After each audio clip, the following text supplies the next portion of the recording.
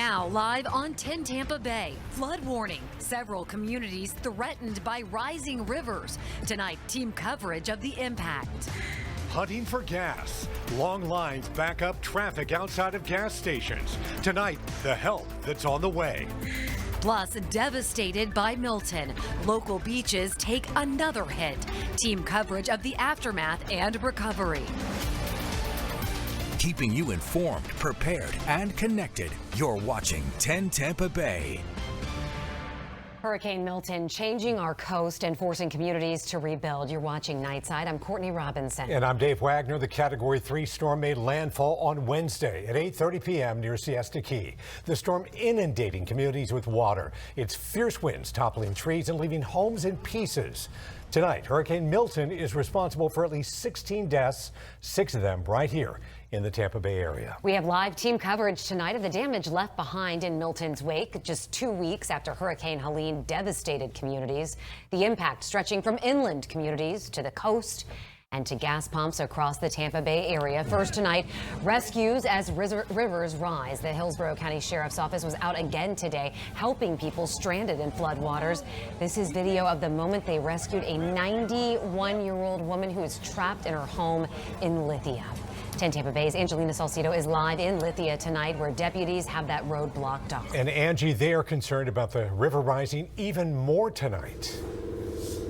And that's exactly why they're not even letting residents down this road tonight. Deputies tell me that it's for their safety because the Alafia River was expected to get up to 25 feet just about an hour ago. Guys, this flooding happened quick and prompted hundreds of rescues. Good, starting up. Revving their engines. Deputies rush to rescue people stuck in water. It's over 200 rescues that we've done. It's like a house on a lake. A boat is the only way that people that live near the Alafia River can get around. We are about a mile away from the river, and take a look at how high the water has come up. This is why the Hillsborough County Sheriff's Office has had to do so many rescues. That's terrible.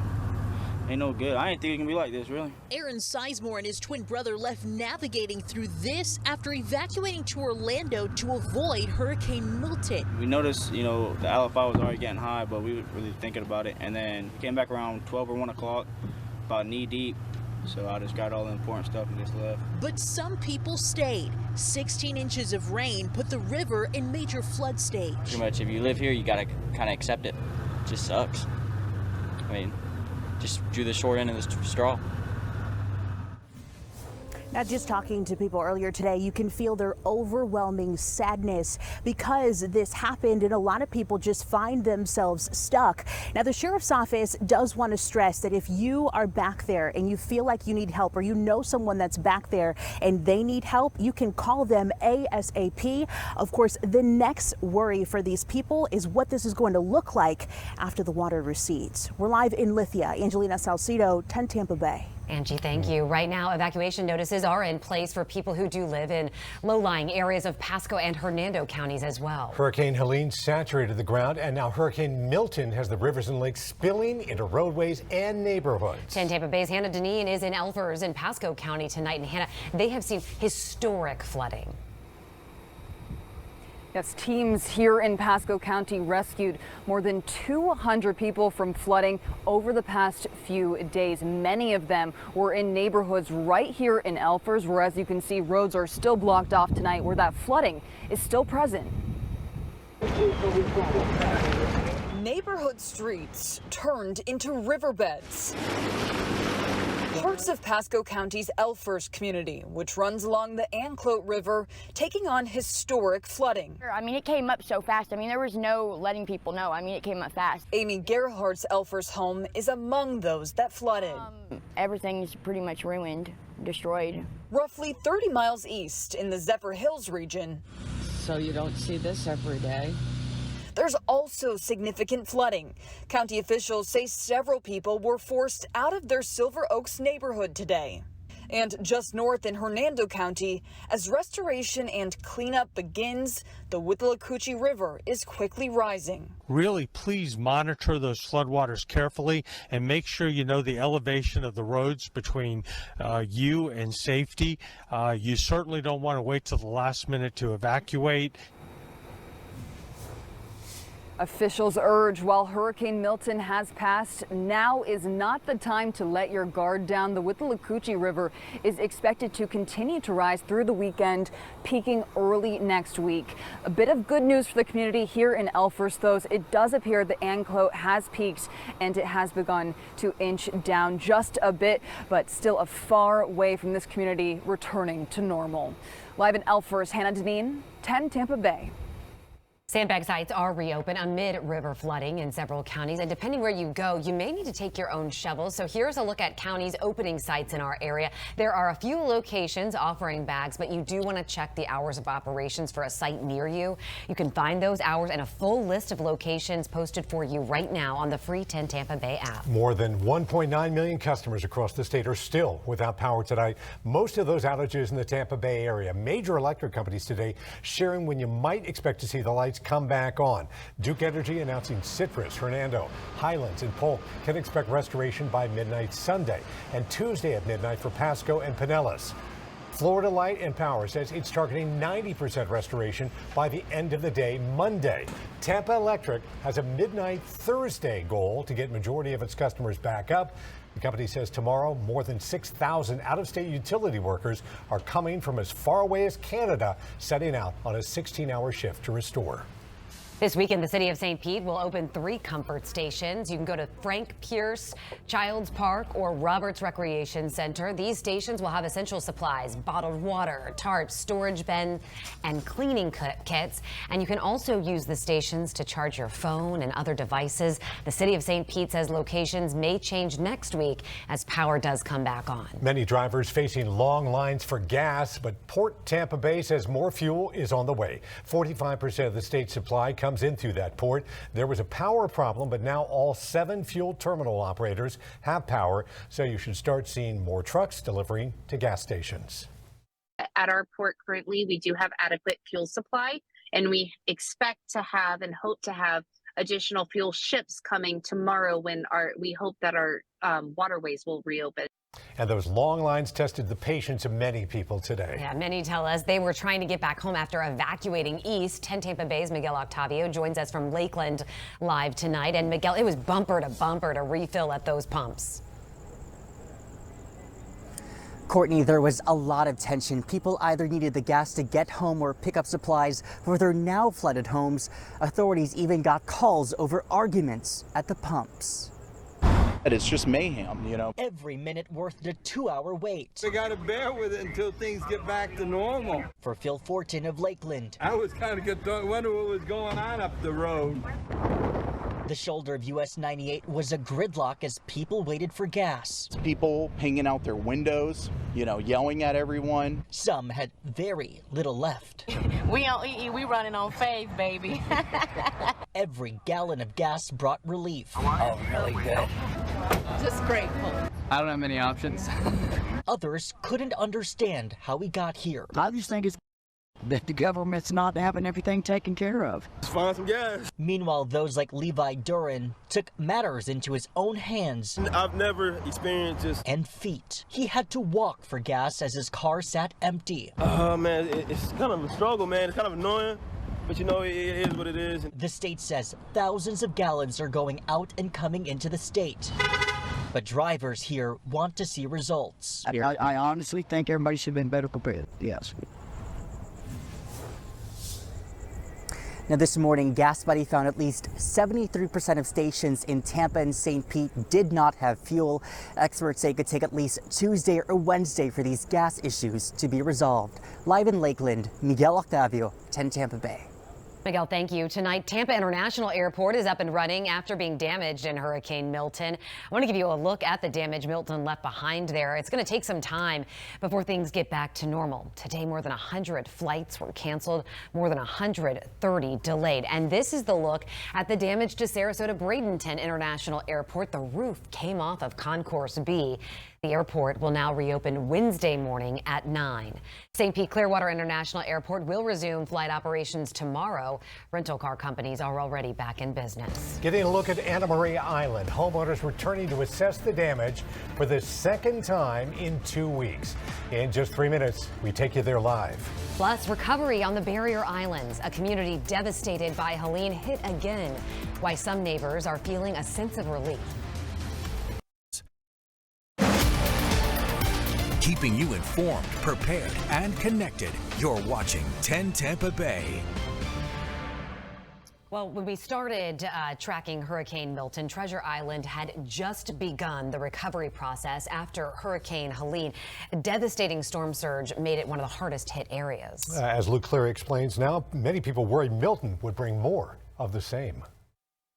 Across the Barrier Islands, people were bracing for the worst from Hurricane Milton and a possible repeat of Hurricane Helene's devastating storm surge. Recovery once again on the Barrier Islands. As bad as it looks in Treasure Island, City Commissioner Arden Dickey says the overwhelming emotion today is relief. Everybody that has come out felt the same way I did when they came out here. They were shocked that there wasn't more severe damage. 2 weeks ago, Hurricane Helene brought storm surge that pounded homes with seawater and sand. That's what caused most of the damage you see here. It's absolutely terrible to see that devastation. Clearwater resident Anloria Rasmus was hosting her brother from South Africa, where they grew up, when the back-to-back hurricanes came. I don't think I've ever seen anything like this, and I come from a third world country. When Hurricane Milton came, it brought high winds and rain to Treasure Island, but no major storm surge. If the storm had come a little bit further north and we would have gotten that surge again, it would have been a nightmare. It would have been a nightmare, but because we didn't get hardly any water, we had a lot of rain, but that's not a big issue out here. Now, the attention returns to clearing the sand from Sunset Beach and removing debris from several Barrier Island communities in the wake of Hurricane Helene. Everything and the kitchen sink and this massive pile of trash and debris on St. Pete Beach. This Little League field doubling as a makeshift landfill. But if you thought this was a big pile, there's an even bigger one behind it. The surrounding apartments and beyond bringing their trash to this place for collection. But this only scratches the surface of all of the cleanup left to do in the surrounding communities of the Barrier Islands. The wheels of commerce halted on the Barrier Islands. Now that Helene and Milton are gone, work crews are getting back to the business of recovery. Reporting in Treasure Island, Luke Clary, 10 Tampa Bay. Wow, unbelievable when you see just the sheer amount of debris piling high like that. And you have that on the beach. We've seen wind damage, inland, and now the rivers flooding and more there. So between the two hurricanes, we got a little bit of everything that you normally get with a hurricane. Right. Yeah. The surge, obviously, with the first one, and then the rain and the wind with the second one. In big ways. Yeah, right, big time. Exactly. Let's talk about that because St. Pete itself saw almost 19 inches of rainfall. These areas you see in yellow here essentially saw a foot to 19 inches of rain. Right? And the center actually was down here and kind of went something like that. Now, as a result of all that, of course, we have our rivers that are flooding, and they will continue to flood as we go through the next 24 hours. But some of them have already started. Some of the numbers, Albert Whitted at 18.88 inches, Clearwater, a little less than that. Even Tampa International Airport, a foot, just better than a foot out there. Here's the Anclote. Now, look, the Anclote crested at 26.57, it's 26.27 right now. It's not a lot, but it is coming down, and that is the key, but it will slowly come down over the next several days, okay? Now, let's talk a little bit about, my clicker's just not going to work with me today here. This is the Hillsborough River stage. 17.14 is where it crested. It's down to 16.6. But this is just, again, a real slow decline that we're going to be seeing. The Little Manatee River stage, same thing. It has crested. It's coming down. Slow decline over the next several days. Now you get to the Withlacoochee. This is up in Trilby. This is basically eastern Hernando County in that area there. It is still coming up. It won't come up much more, but we still think it will. Almost a foot, foot and a half. and by the middle of next week. So that one's going to take a while before it crests. Same thing with the Peace River in the Bartow area in Polk County. 8 feet now, a little over that. It's going another foot or so within the next 3 to 4 days. So not too much more than where it is, but it's going to stay high and get a little bit higher. The Cypress Creek at Worthington Gardens, same thing. It's 13, almost 14 right now. It's going to 15 by the time we get to next week. All right, now let's talk local weather. This is our downtown camera in Tampa, the Visit Tampa Bay camera on the PNC building. That is Florida Avenue, and that's 275. This is Seminole Heights. And then just west of there, the lights are out. Normally you can see the city there, but that's the power outages that we're noticing out there now. Satellite and radar showed a couple showers down south earlier, some off our coast now. That's not rain. Don't worry about that. We should be dry for the overnight hours. We had a couple sprinkles around today. That was about it. Temps have been actually fairly comfortable. Low to mid 70s right now. And we're going to the upper 60s for overnight lows. So tomorrow morning when you wake up. This is tomorrow afternoon. Partly cloudy skies. We'll keep a nice little breeze out of the northeast. Rain chances 10% or less. I think most of us just don't see it. That's Sunday morning. We'll start with lots of sunshine, a little bit of a north to northeast wind, and then we'll go mostly sunny to partly cloudy in the afternoon on our Sunday. So a good looking weekend ahead. 68 first thing tomorrow morning. Then as we get into tomorrow afternoon, we're going to go right around 84 degrees or so. I didn't even put the 10% on there because most areas just won't see too much rain, but it will be a nice quiet morning out there. This is the forecast for dew points. You can see we've got basically staying in the upper 60s through Sunday. Monday, we start to see a little bit drier air, but look what happens Tuesday and Wednesday. Can we get another good cold front in here? Looks like it. At least it's going to try as we get going into the next several days. Our 7-day forecast is showing that we do have temperatures basically in the mid 80s. So, I mean, we've had a really good cool down, but what's going to happen is going to get just a little bit warmer Sunday and Monday and Tuesday. But that real good cool down, I think, gets here on Wednesday and Thursday. And look at those lows. I think certainly Thursday morning will be one of our coolest mornings since springtime, really, with widespread 50s. To wake up on Thursday morning. We'll see if it holds. Latest model runs are suggesting that maybe we don't get all that cool air, but it is going to feel nice either way. And overall, the rainy season has kicked it. We're done. And we're going to be basically dry through the week.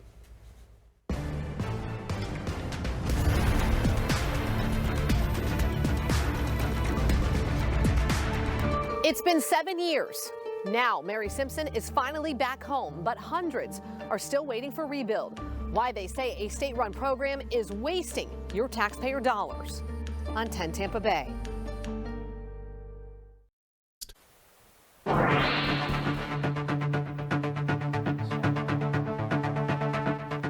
Tonight, we are getting a better look at Anna Maria Island in Milton's aftermath. Yeah, islanders are getting ready to head back to their homes and begin the recovery process they started more than 2 weeks ago. 10 Tampa Bay's Emerald Morrow is live on Bradenton Beach. And Emerald, you've been out there all over the island surveying the damage. Yeah, that's right, Courtney. And this home that has been knocked off of its foundation is one of the more extreme examples of damage that we have seen. But some of the worst destruction actually lies in what we can no longer see. A staple of this slice of paradise since 1947, photos of the rod and reel pier are all that remain. Swallowed by the Gulf of Mexico in the whipping winds of Hurricane Milton, this sign now leads only to pelicans perched atop the pier pilings. And in Holmes Beach to the south. Definitely not the surge damage that we expected. A sigh of relief. That's Adalia. That's the mark from Adalia. And we had, our mark is up in here for what we had from Helene. And for Milton, we didn't have more than Adalia. Surge from Hurricane Helene explains the piles of debris lining the streets of this deserted and tiny island town. And while spared from Milton's worst, recovery will still be a process. There is some wires down. We have a lot of wind damage. Some homes are damaged, some roofs. So what we're doing now is we're clearing the streets. And sending a message to anyone anxious to get back to the beach.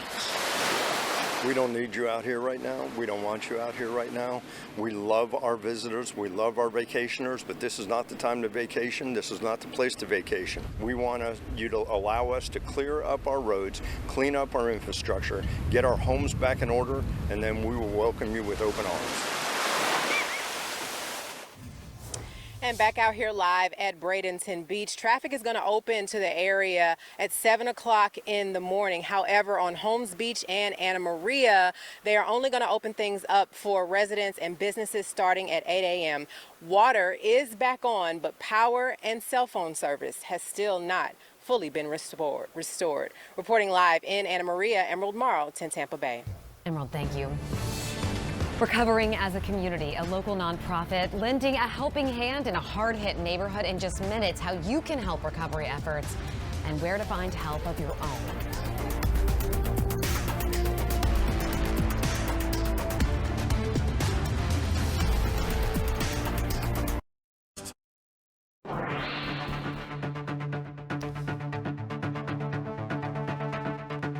As the Bay Area picks up the pieces, there's no shortage of kindness being shown by neighbors. Yeah, we certainly didn't wait long for this, did we? Families in the small town of Rubonia in Manatee County got help today from the group Better Together. Surge from Helene flooded houses in Rubonia. Then Milton tore through, toppling trees and ripping off roofs. Better Together cruised the streets with a U-Haul filled with all sorts of helpful items. Staff and volunteers talked with folks to figure out their most immediate needs. And a family of 5 children younger than the age of 6. Can you believe that? Wow, that's brave. They all got some water, meals, diapers, shoes, and books for all of the kiddos. And Better Together says they can always use more volunteers for this type of storm relief work. We need more. We need more volunteers to come and join us out here in the field to connect with families at a deep level. Like I said, it's not just about handing out bottles of water, but it's about handing out hope and connecting with these families long term. Better Together aims to keep in touch with families so a variety of support services can keep coming in the weeks and months to come. Tomorrow, Better Together will be in the town and country area of Hillsborough County from 10 a.m. to 2 p.m. And this was a sweet treat in a dark hour. The owners of Dairy Joy in South Tampa hooked up a small generator to give away free ice cream. It gave people a chance to come in, sit, relax, enjoy that nice scoop of their favorite flavor. The limited menu was enough to put a smile on everyone's face, and kids, you know, they also got a chance just to escape and have some fun. It's really what we all needed. The Bay Area has been through a lot over the past few weeks. Right now, there are resources available for those affected by Milton and by Helene. You can go to 10tampabay.com/recovery and you will find resources, including help with medical care, food, and other needs. It has been an exhausting week for so many of us around here. We're without electricity, a lot of us, without drinking water, but we're here. And that's the great thing about it. And that's what we can say and take joy in that and pride in that we've made it through this. It's going to be a tough recovery for an awful lot of folks, but we live in Florida. We love Florida. We know some of the things that come along with living in Florida. And it's great to see so many people helping other people. Yeah, isn't it though? It's amazing. It's good. Hate to have it happen that way. But it's good to see. Yeah. And people checking in, checking in on your neighbor. Hey, how are you? Great. All right. Well, I hope that you have a wonderful weekend, that you're able to escape and get the work that you need done, but know that we're in this together. Have a good night.